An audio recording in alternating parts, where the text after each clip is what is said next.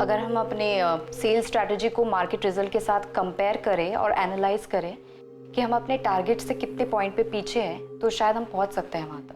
बहुत से चिराग,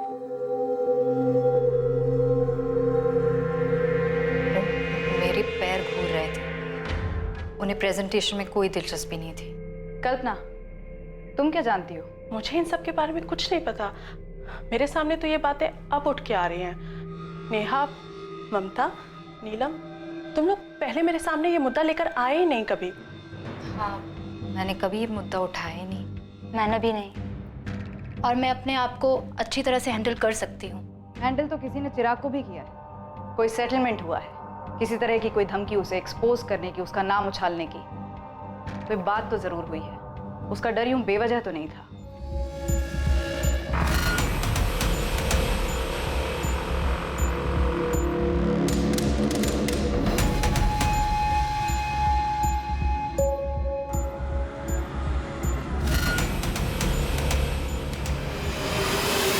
सर, ये रहा आपका रिक्शा ड्राइवर शंभू।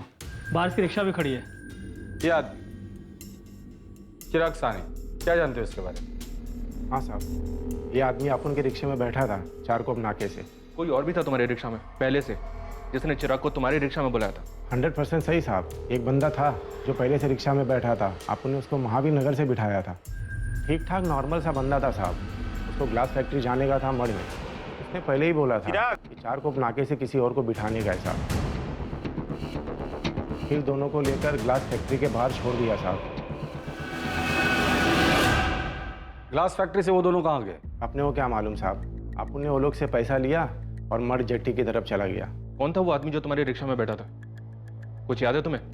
नहीं सर, ना ही मैंने उनके मुंह से किसी का नाम सुना और ना ही मैंने उनसे उनका नाम पूछा। शंभू, तो उसका हुलिया बता सकता है साहब लोगों को स्केच बनाने के लिए? अपन ट्राई मार सकता है साहब, लेकिन ठीक ठीक याद नहीं है अपने को। अभी दूसरा स्टॉप मिल गया, ग्लास फैक्ट्री। लग जा उस्मान, इस चिराग का फोटो हर जगह घुमा। कोई तो होगा जिसने चिराग को देखा होगा। लग जाता हूँ साहब, लेकिन आपको फ़ोन रिकॉर्ड में कुछ भी नहीं मिला क्या? मतलब इस चिराग सानी को कौन बुलाया, क्यों बुलाया? तो किसी ने फ़ोन तो किया ही होगा। कुछ नहीं मिला तभी तो बोल रहा हूँ तुझे। लास्ट बात उसने अपने लॉयर से की थी, कोई दीपिका शानभाग है। जानवी बेटा, तुम मुझ पे क्यों चिल्ला रही हो? मैं तो सिर्फ तुम्हारे पापा की हेल्प करने की कोशिश कर रही हूँ। हेल्प? फिर पापा के बारे में पुलिस से क्यों झूठ बोल रही है आप? मैंने कोई झूठ नहीं बोला। और मैं क्यों झूठ बोलूंगी बेटा? मैं समझ सकती हूँ तुम इस वक्त क्या फील कर रही हो, और इसी वजह से मैंने तुम्हें या तुम्हारी मामा को उस वक्त कुछ भी नहीं बताया। बेटा, मैं सच में तुम्हारे पापा की मदद करना चाहती थी। पापा वैसे थे ही नहीं, मुझे पता है। आप झूठ बोल रही है। आप ही ने कुछ किया है पापा के साथ। आप ही है और कोई नहीं।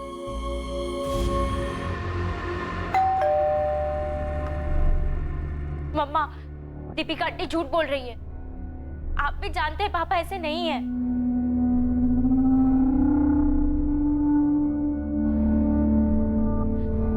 मम्मा, कुछ तो बोलो। अब आप भी इसे चुप मत हो जाओ। बताओ क्या हुआ? जानवी, मैं बैंक गई थी।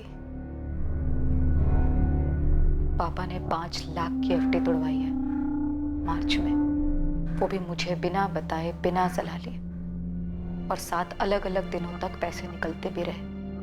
और फिर कुछ दिनों बाद 15 लाख की भी एफडी तोड़वाई और वो भी पैसे निकलते रहे। हाँ, तो पापा के ही पैसे थे ना वो। आप भी उन पे शक कर रही हो? नहीं जानवी, तुम्हारे पापा ये पैसे किसी को देने के लिए निकाल रहे थे और दे भी रहे थे। शायद उस दिन भी वो किसी को पैसे देने ही जा रहे थे। मैम, हमारे साथ टोटल 8 फीमेल एम्प्लॉयज़ काम करती हैं और ये रहे उनके स्टेटमेंट। किसी पे कुछ भी लिखने या कहने का कोई दबाव नहीं था। आप खुद उनसे पूछ सकती हैं। मैम, और ये सब लोगों की कॉन्टैक्ट डिटेल्स? ऑफिस में ऐसा कोई नहीं था जो चिराग को ब्लैकमेल कर रहा हो, क्योंकि चिराग ने किसी के साथ कुछ किया ही नहीं। चिराग को गायब हुए अब 7 दिन हो चुके हैं। ये किसी किडनैपिंग या फिरौती का मामला तो नहीं लगता, लेकिन सिचुएशन गंभीर जरूर है। मैं इनमें से सबको कॉल करती हूँ और देखती हूँ क्या निकलता है। सर, हो सकता है चिराग उस दिन किसी से पैसों के सिलसिले में ही मिलने गए होंगे। शालिनी जी, थैंक यू वेरी मच। आप सामने से आकर ये बैंक स्टेटमेंट्स हमारे साथ शेयर कर रही है, शायद हमें इससे मदद मिल जाए। तो आपको लगता है कि चिराग ने किसी को पैसे दिए और किसी को देने भी वाले थे, और 26 अक्टूबर को भी वो किसी को पैसे देने के लिए गए होंगे? आपको जरा सा भी सिलने के बाद अपना मुंह बंद रखेगी ना।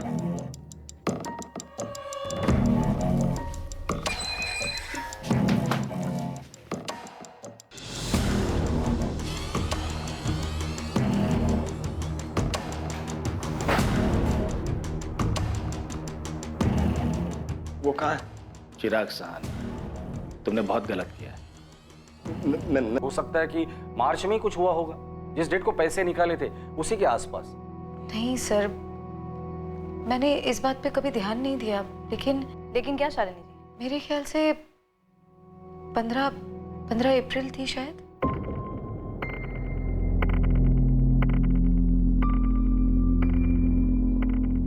काम छोड़ना? अरे लेकिन ऐसे महीने के बीच में कैसे? आरती देख, तू ऐसे काम नहीं छोड़ सकती। हाँ, ऐसे कैसे नहीं छोड़ सकती? मेरे को काम छोड़ना है तो मतलब छोड़ना है बस। अरे लेकिन क्यों छोड़ना है? क्या मतलब क्यों? कल से मैं नहीं आएगी, कोई और ढूंढ लो। आरती, सुबह सुबह ना सिर पे बम मत फोड़ मेरे। एक दिन में किसी और को कैसे ढूंढूंगी मैं? ठीक है, आज का काम कर देती हूँ, लेकिन कल से मैं नहीं आएगी। अब आप इसे बॉम्ब समझो या रॉकेट, आपकी मर्जी। ये आरती अचानक से काम छोड़कर चली गई सर, और कोई कारण भी नहीं बताया। इस बात का चिराग के गायब होने से क्या लेना? सर मुझे नहीं पता, आपने बस पूछा तो मुझे अचानक से याद आया कि ये मार्च में तो नहीं, लेकिन हाँ अप्रैल में हुआ था। इस आरती का नंबर है क्या? बात करके देखते हैं। शालिनी के इस खुलासे के पीछे का सच क्या था? क्या ये इन्वेस्टिगेशन को एक दिशा देने के लिए था या फिर गुमराह करने के लिए? क्या चल रहा था नीलम? क्या चल रहा था मतलब? आप ऐसा क्यों पूछ रही है? तुम ऑफिस में चिराग के सबसे क्लोज थी, सब जानते हैं ये बात। तो क्या उसने कभी तुम्हारे साथ कोई लाइन क्रॉस करने की कोशिश की थी? ओ, आपको लग रहा है कि मैं चिराग को ब्लैकमेल कर रही थी, उन्हें धमका रही थी? ऐसा था क्या? अगर ऐसा होता तो आपको भी डरना चाहिए, क्योंकि अगर मैं चिराग के साथ ऐसा कर सकती थी जैसा आपको लगता है, तो आपके साथ भी कर सकती हूँ। क्यों? मेरे से क्या बात करनी है? मैंने तो उस घर का काम कब का छोड़ दिया है। क्यों छोड़ा काम, यही जानना है? ये जानकर पुलिस क्या करेगी? मैंने कोई चोरी की है क्या? नहीं जमता था, छोड़ दिया काम। और क्या बताऊं? तो खुद आ रही है थाने या हम आए उठाने? ओ मैडम, ये उठाने की बात ना मेरे से मत करो, वरना मैं ही तुम उठा लूंगी, समझी? तमीज से बात करो साहब। तमीज से ही पूछ रहा हूँ, सीधे सीधे जवाब दे। और तेरी अकड़ है ना, कहीं और दिखाना। तेरी अकड़ सिर्फ तेरी सच्चाई बयां कर रही है कि तूने चिराग साहनी के साथ कुछ किया है। ए मैडम, कुछ भी है? ये टैंटन अपने पास रखो। वो साहब भी मेरे पीछे पड़ा हुआ था, मैं उसका क्यों कुछ करूंगी? तुम्हारे पीछे पड़ा था? हाँ मेरे पीछे था, और एक दिन पीछे से हाथ भी डाला था।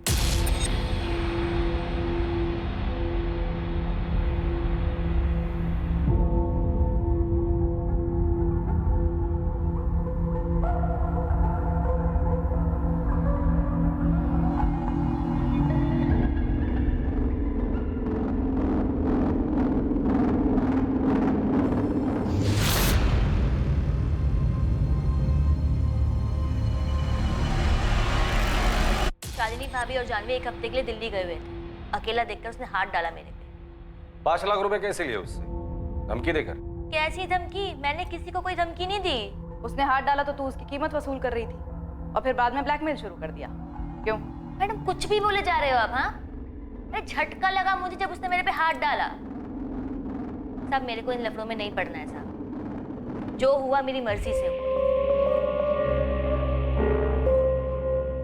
जब भी हुआ मर्जी से हुआ, मेरी मर्जी साहब की मर्जी। साहब कभी कभी पैसे दे देते थे, मेरे को भी फायदा हो रहा था, पैसे मिलते थे। और हाँ, मैंने 5 लाख साहब से उधार लिए थे।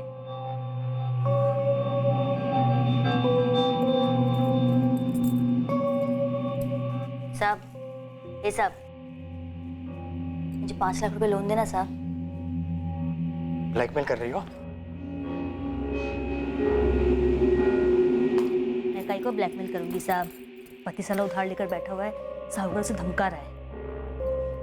साहब 1 महीने के लिए चाहिए साहब, 1 महीने में पक्का लौटा दूंगी। साहब ने थोड़ा थोड़ा करके दिया और बोला कि भाभी को मत बताना। फिर काम क्यों छोड़ा उधर से? तुम्हें तो पैसे भी मिल रहे थे, फिर अचानक माजरा क्या था? क्योंकि साहब वो सर पे चढ़ने लग गया था, डिमांड बढ़ता जा रहा था उसका, पैसे लौटा नहीं पा रही थी ना मैं, इसलिए।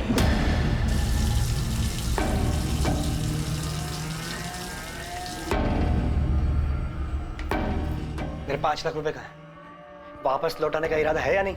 क्या बोला था? 1 महीने में वापस लौटा दूंगी, बोला था ना? साहब मैं कहाँ भाग रही, रोज यहीं तो आती हूँ। कल से ना मुझे बाहर मिलना, बाहर जाएंगे। क्यों बाहर क्यों? घर में तो नहीं कर सकते ना, तो बाहर। पागल हो गए क्या साहब? मेरा पति भी है, बाहर किसी ने देख लिया तो मेरी बात लग जाएगी। अरे मेरी छोड़ो, आप अपनी सोचो, आपकी एक बीवी है, जवान बेटी है, आपके लिए तो और खतरनाक है। चिराग, चिराग, ये सब नखरे बंद करना, मेरे 5 लाख में वसूल करके रहूंगा, समझी?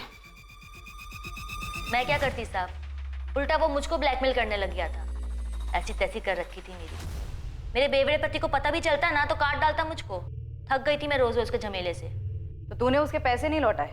हाँ नहीं लौटाए, तो उसने भी तो अपनी औकात दिखाई ना, किया ना जो करना था मेरे साथ। और जब ये मीटू मामला शुरू हुआ तो मुझे फिर से धमकाने लग गई। और पैसे चाहिए थे क्या तुम्हें? क्या क्या शुरू हुआ? मीटू। ये क्या है? अरे ये जो चल रहा है आजकल, औरतें मर्दों के कारनामों का चिट्ठा खोल रही हैं, उनका नाम लेकर सामने आ रही हैं। क्या बात कर रही हो मैडम, मेरे को नहीं पता कि क्या शुरू हुआ है, क्या चल रहा है। आप लोग इतने सारे सवाल एक साथ पूछ रहे हो। चिराग सानी गायब है और कोई उसे धमका रहा था। हमें पूरा डाउट है कि वो तू ही थी। हे मैडम, तुम्हें और कोई काम नहीं है क्या? मेरे को बहुत सारा काम है, 4 घर का काम है। मैं कहीं को धमकी दूंगी उसको?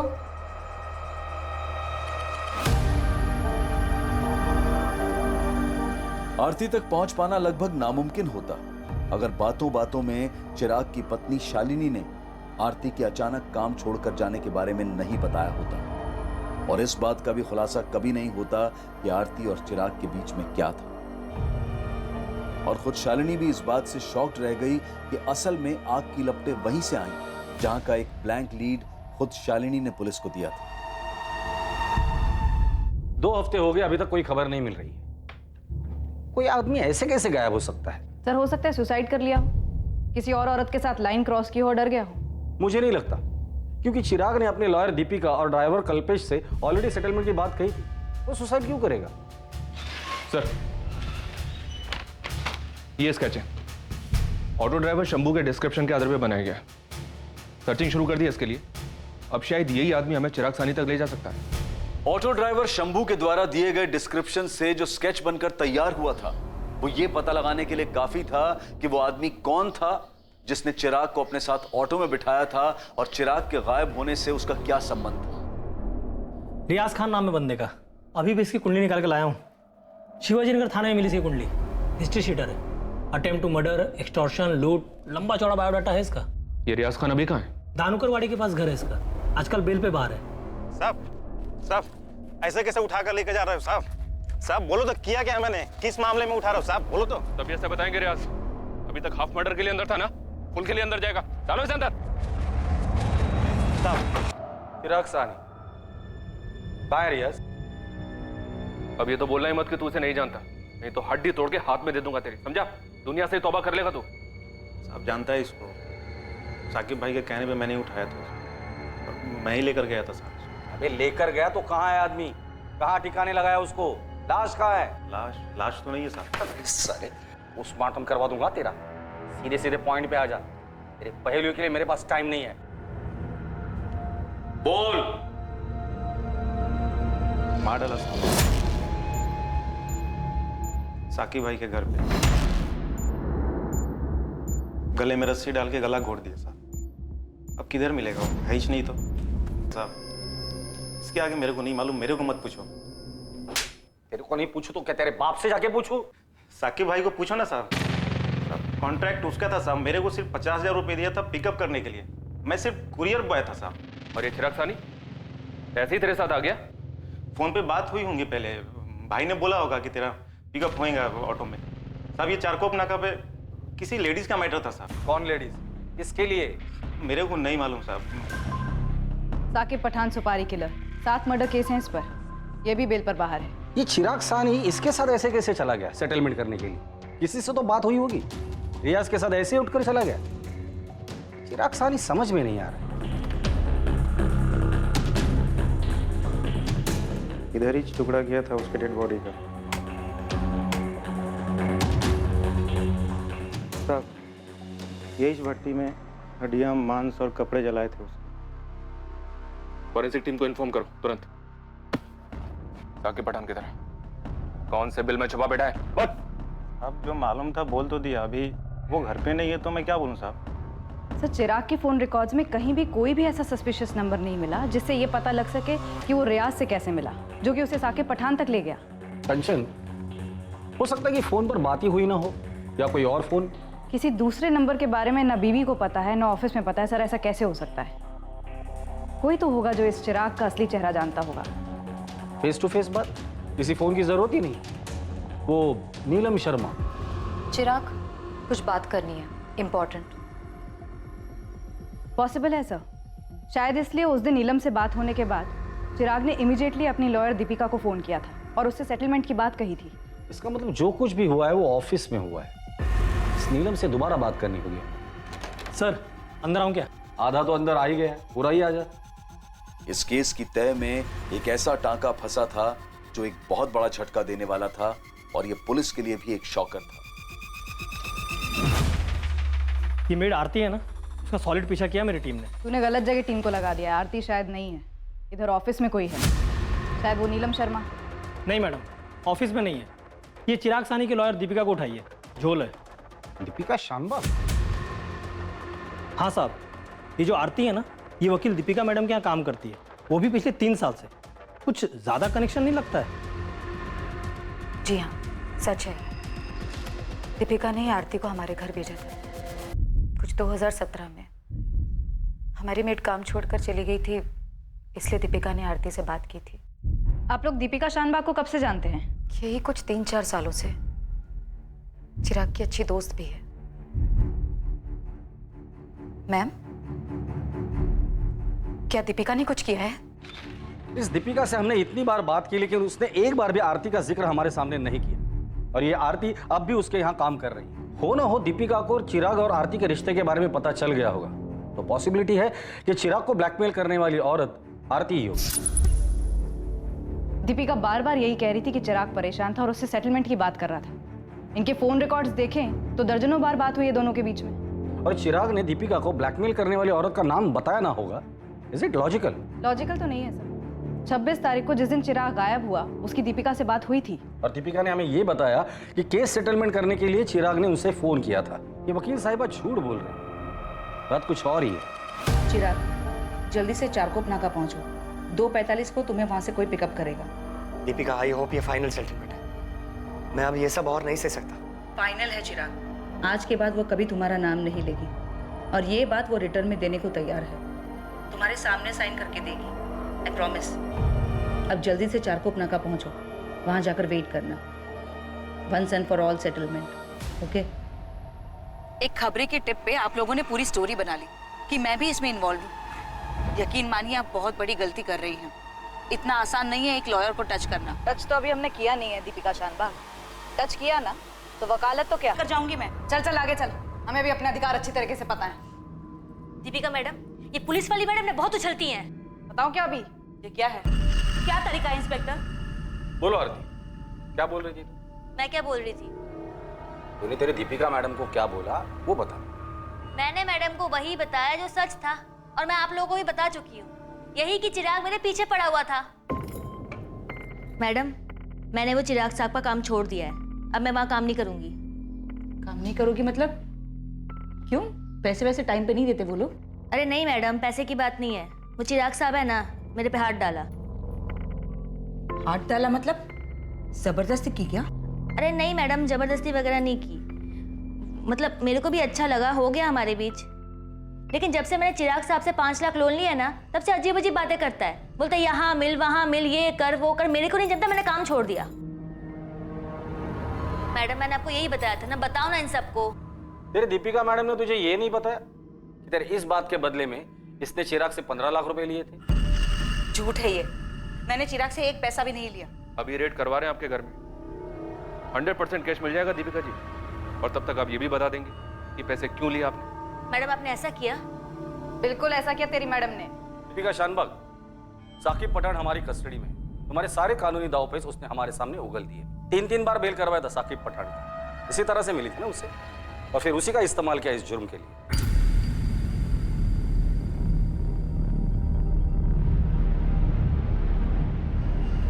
खड़ा करो साकिब पठान को यहाँ लाकर, फिर आमने सामने बात कर लेना। तेरी शक्ल से दिख रहा है कि तूने इस आरती को भी ठगाया और चिराग साहनी को भी। मैडम ये लोग क्या बोल रहे हैं? हम लोग अलग जाके बात कर सकते हैं क्या, आरती से अलग? क्यों? इसी के कंधे पर तो बंदूक रखकर गोली चलाई थी, अब इसी को बाहर भेज रही हो? मैडम सच बताओ, आपने पैसे लिए मेरे नाम पे? चिराग, आरती केस फाइल करने की धमकी दे रही है, मुझसे मदद मांग रही थी। क्या कहूं मैं उसे? क्या बकवास कर रही है तुम? मैंने उसे 5 लाख रुपए उधार दिए और मुझ पर केस करना चाहती है वो?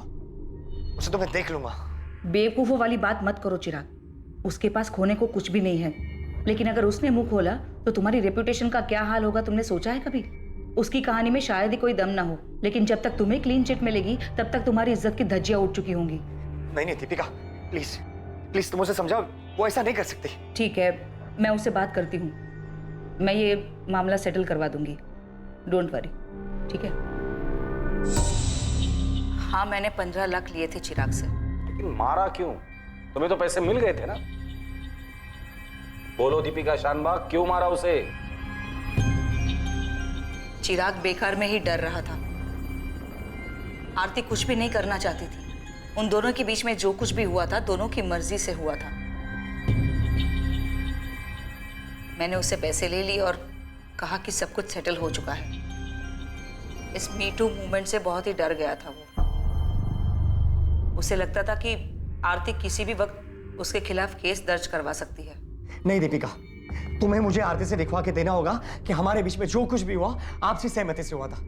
मैंने उसके साथ कोई जबरदस्ती नहीं की, और तुमने बोला भी था वो लिख के देगी। चिराग, मामला सेटल हो चुका है और तुम्हें घबराने की कोई जरूरत नहीं, तुम खामखा में घबरा रहे हो। मेरा डर खामखा नहीं है दीपिका, तुम जानती हो इतने सारे नाम उछाले जा रहे हैं, गड़े मुर्दे उखाड़े जा रहे हैं।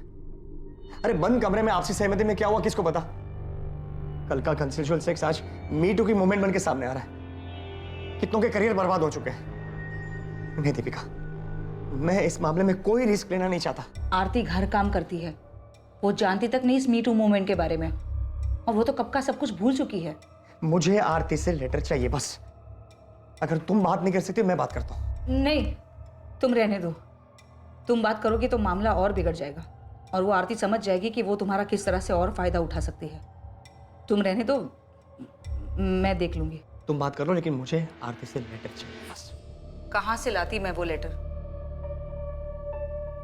आरती को इसके बारे में कुछ भी नहीं पता था, और अगर चिराग घबराया हुआ आरती के पास चला जाता तो मेरा सारा खेल बिगड़ जाता। आरती तो बड़बोली है, वो मुझे कहीं का नहीं छोड़ती, इसलिए मैंने ऐसा रिस्क नहीं लिया और मुझे ये सब करना पड़ा। क्या करना पड़ा? उसे मरवाना पड़ा? उसके टुकड़े करके जलाकर दरिया में फेंक देने का तुम्हारा ही प्लान था? चिराग साहनी के अवशेष को ढूंढने के लिए एक मैसिव सर्च ऑपरेशन लॉन्च किया गया, लेकिन कुछ भी मिल पाने की गुंजाइश ही नहीं थी। चिराग के ऑफिस में चिराग के डर की वजह और उसकी मेड आरती के साथ संबंध के बारे में जानकर सभी हैरान थे। इस किस्से की पूरी सच्चाई जानने के बाद सबसे बड़ा सदमा चिराग की पत्नी शालिनी और उसकी बेटी जाह्नवी को लगा। आरती, जो कि इस जुर्म की जड़ थी जिसकी वजह से मौत का यह खेल रचा गया, उसका इस हत्याकांड में कोई हाथ नहीं था। साकिब पठान और रियाज खान को चिराग साहनी के मर्डर के चार्ज में बुक किया गया। दीपिका शानबाग को मर्डर, फिरौती और चिराग साहनी की हत्या की साजिश के लिए बुक किया गया। चिराग साहनी के अवशेष अब तक नहीं मिले। इस केस को सर्कमस्टेंशियल एविडेंसेस के आधार पर दर्ज किया गया है। दीपिका और चिराग दोनों के अतीत में दफन थे कुछ गहरे राज। दोनों अपने अपने राज से छुटकारा पाना चाहते थे, और ये हुआ भी, लेकिन एक घिनौने मौत के खेल के साथ। एक कमजोर घड़ी जिसमें लिया गया एक गलत फैसला ऐसी तबाही मचाता है कि जिसे सुधार पाना नामुमकिन हो जाता है, और रह जाता है बस ये अफसोस, ये मलाल कि काश उस घड़ी में मैं अपने आप पर काबू रख पाता। काश जो हुआ वो ना हुआ होता। लेकिन यह ख्याल इंसान के जहन में तब आना चाहिए जब उसके दिमाग में जुर्म की सोच पनप रही हो, ताकि वो अपने लड़खड़ा रहे कदमों को संभाल पाए और जुर्म के दलदल में गिरने से बच सके। इसलिए जरूरी है कि हर कदम भविष्य में उसके होने वाले परिणाम को ध्यान में रखकर सोच समझकर उठाया जाए। अब मैं अनूप सोनी आपसे विदा लेता हूं, फिर मुलाकात होगी एक और नए केस के साथ। और याद रखें, क्राइम और आपके बीच में सिर्फ इतना फर्क है कि आप कितने सतर्क हैं। सतर्क रहें, सुरक्षित रहें।